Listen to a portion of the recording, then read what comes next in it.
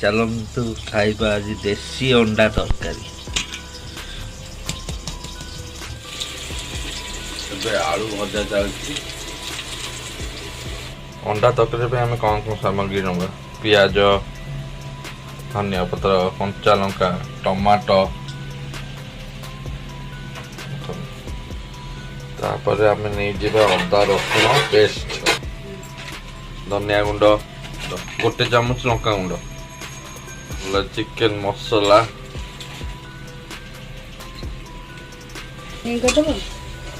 एबे आलू भजा हो गला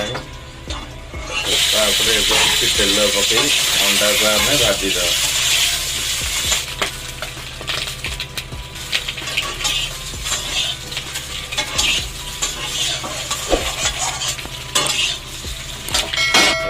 अंडा भजा हो गला कड़ई 2 चामच सोरिष तेल पकई सोरिष जीरा पकई कटा लंका को कच्चा लंका को पकईदे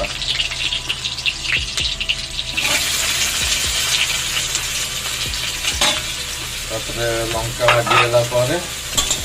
पियाज पकईदे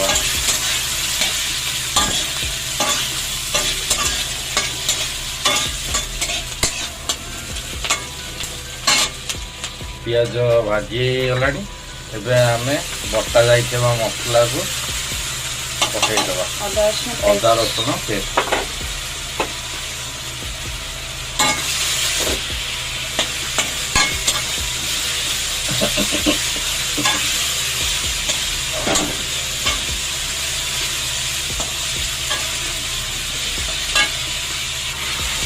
सब मसला पड़ी रखा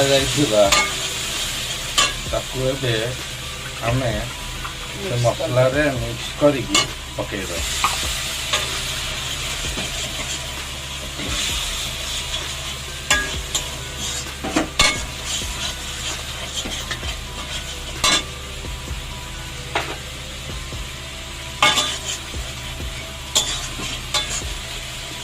आम स्वाद अनुजाई लुण पकईबा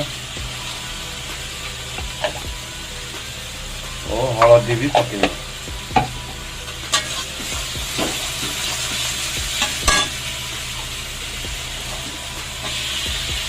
मसला किसी समय कषि हो गला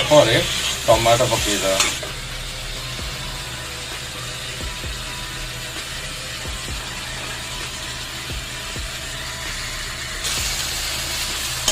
मसला कषि आसला मसला हो गला अंडा को भजा जाइथिबा अंडा और भजा जाइथिबा आलू को आम पकईदे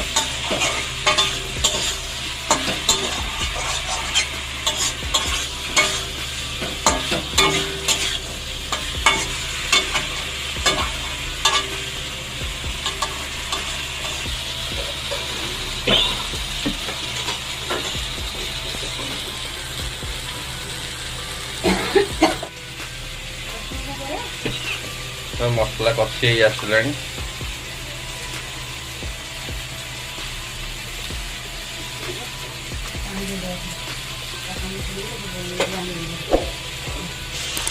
आम से पानी देदेवा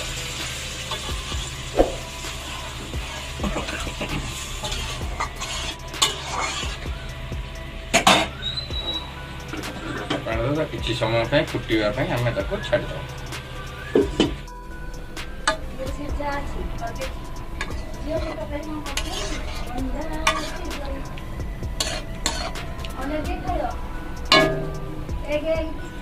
एबे हमर देसी अंडा तरकारी रेडी।